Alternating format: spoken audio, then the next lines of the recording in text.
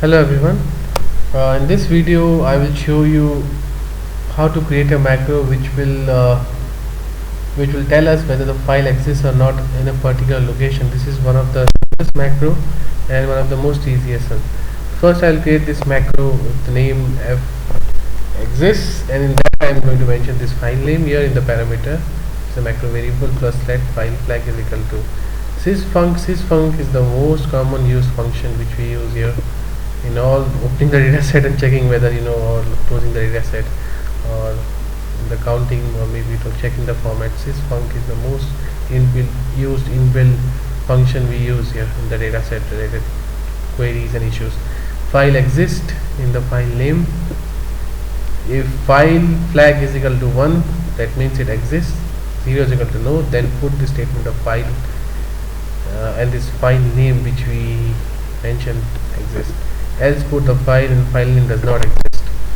So before running this macro, compiling and running this, I am going to show you this in this library. If you see the location, user home desktop, SAS new SAS test and new text document test. SAS test is this, and new, if you see this new test document is there, that means it exists.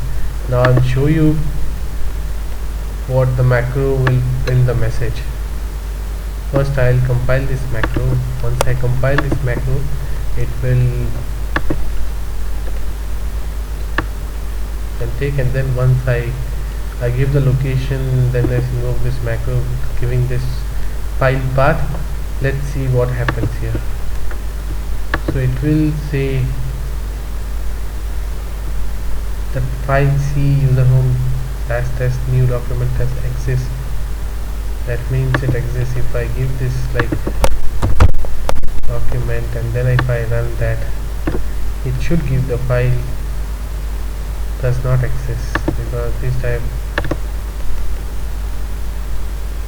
does not exist. So when the path and location is correct and when the file name is correct, it's going to say that the file do exist.